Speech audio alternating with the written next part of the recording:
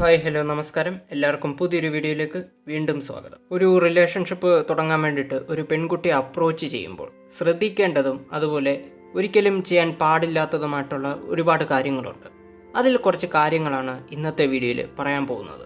Maximum ഒരു പെൺകുട്ടിയെ approach ചെയ്യുന്ന സമയത്ത് നിങ്ങൾ ഈ കാര്യങ്ങൾ ഒഴിവാക്കുക. അല്ലാത്ത പക്ഷം ഒന്നെങ്കിൽ അവർക്ക് നിങ്ങളോടുള്ള ഇൻട്രസ്റ്റ് പോകും, അതുമല്ലെങ്കിൽ അവർ നിങ്ങളെ ഡയറക്റ്റ് ഫ്രണ്ട് സോണിലേക്ക് ഇടാനും കാരണമാകും. റിലേഷൻഷിപ്പുമായി ബന്ധപ്പെട്ട ഇത്തരം കാര്യങ്ങൾ അറിയാൻ ആഗ്രഹിക്കുന്ന വ്യക്തിയാണ് നിങ്ങളെങ്കിൽ തീർച്ചയായിട്ടും ഇപ്പോൾ തന്നെ ഈ ചാനൽ ഒന്ന് സബ്സ്ക്രൈബ് ചെയ്യുക. കൂട്ടത്തിൽ നോട്ടിഫിക്കേഷന് വേണ്ടി ബെൽ ബട്ടൺ കൂടെ എനേബിൾ ചെയ്യുക. ഈ വീഡിയോ ഇഷ്ടപ്പെട്ട ലൈക്ക് ചെയ്യുക, കഴിയുമെങ്കിൽ മറ്റുള്ളവരിലേക്ക് ഷെയർ ചെയ്യുക. നിങ്ങൾക്ക് എന്തെങ്കിലും അഭിപ്രായമുണ്ടെങ്കിൽ തീർച്ചയായിട്ടും താഴെ കമൻറ്റ് ബോക്സിൽ അറിയിക്കുക. വീഡിയോയിലെ ആദ്യത്തെ കാര്യമെന്ന് പറയുന്നത്, ഒരിക്കലും ഒരു റിലേഷൻഷിപ്പിന് അപ്രോച്ച് ചെയ്യുമ്പോൾ ഒരു പെൺകുട്ടിയുടെ ലുക്ക് മാത്രം നോക്കാതിരിക്കുക. ശരിയാണ്, നിങ്ങളുടെ ക്രഷ് ചിലപ്പോൾ നല്ല ബ്യൂട്ടിഫുൾ ആയിരിക്കും, നല്ല ലുക്കുള്ള ഒരാളായിരിക്കും. പക്ഷേ ഒരിക്കലും അവരുടെ ലുക്ക് നോക്കിയിട്ടാണ് നിങ്ങൾ അവരെ അപ്രോച്ച് ചെയ്തതെന്നുള്ള കാര്യം അവരറിയാൻ പാടില്ല. മാക്സിമം നിങ്ങൾ അവരുടെ പേഴ്സണാലിറ്റി നോക്കുക, അത് നോക്കി മാത്രം അവരോട് ബിഹേവ് ചെയ്യുക. ശരിക്കൊന്ന് കണ്ണോടിച്ചാൽ ലുക്കുള്ള ഒരുപാട് പെൺകുട്ടികൾ നമ്മുടെ ചുറ്റുമുണ്ട്. പക്ഷെ നല്ല പേഴ്സണാലിറ്റി ഉള്ള ഒരു പെൺകുട്ടി അധികമൊന്നും കിട്ടത്തില്ല. അതുകൊണ്ട് നിങ്ങൾ അവരുടെ പേഴ്സണാലിറ്റി നോക്കുക. രണ്ടാമത്തെ കാര്യമെന്ന് പറയുന്നത്, പെൺകുട്ടികളോട് അമിതമായിട്ട് ഓവറായിട്ട് ഡിസ്ഇൻട്രസ്റ്റ് കാണിക്കുക എന്നുള്ളത്. ഒട്ടുമിക്ക റിലേഷൻഷിപ്പ് ബേസ്ഡ് വീഡിയോസിലും പറഞ്ഞിട്ടുള്ള കാര്യമായിരിക്കും, അല്ലെ കേട്ടിട്ടുള്ള കാര്യമായിരിക്കും.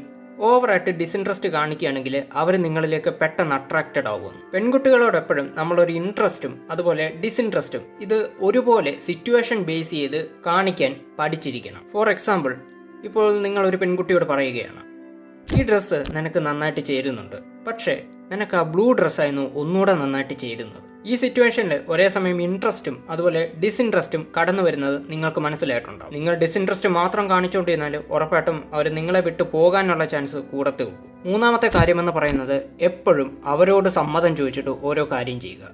ഇത് സത്യത്തിൽ നിങ്ങളെ ലോ വാല്യൂ ആക്കുന്ന ഒരു കാര്യമാണ്. ഒരു ഹൈ വാല്യൂ പേഴ്സണ് എപ്പോഴും സ്വന്തമായിട്ട് ഒരു തീരുമാനമുണ്ടായിരിക്കും. നിങ്ങളും അതുപോലെ സ്വന്തമായി തീരുമാനങ്ങൾ എടുക്കാൻ പഠിക്കുക. എല്ലായ്പ്പോഴും അവരുടെ സമ്മതം ചോദിക്കാതിരിക്കുക.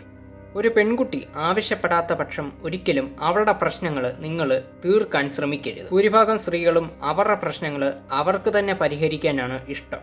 അവരന്വേഷിക്കുന്നത് അവരുടെ പ്രശ്നങ്ങൾ കേൾക്കാൻ കഴിവുള്ള ഒരു വ്യക്തിയാണ്, അല്ലെങ്കിൽ അവരുടെ പ്രശ്നം കേൾക്കാൻ കഴിവുള്ള മനസ്സുള്ള ഒരാളെയാണ് അവർ പാർട്ട്ണറാക്കാൻ എപ്പോഴും ആഗ്രഹിക്കുക. അഞ്ചാമത്തേത്, എത്ര നിർബന്ധിച്ചാലും ഒരു പെണ്ണിനോട് ഒരിക്കലും നിങ്ങളുടെ പ്രശ്നങ്ങൾ പറയരുത്. നിങ്ങളുടെ പ്രശ്നങ്ങൾ എപ്പോഴും നിങ്ങളുടെ പേഴ്സണൽ കാര്യമായിട്ട് കണക്കാക്കേണ്ടതാണ്. ഒരിക്കലും അത് ഒരു പെണ്ണിനോട് ഷെയർ ചെയ്യരുത്.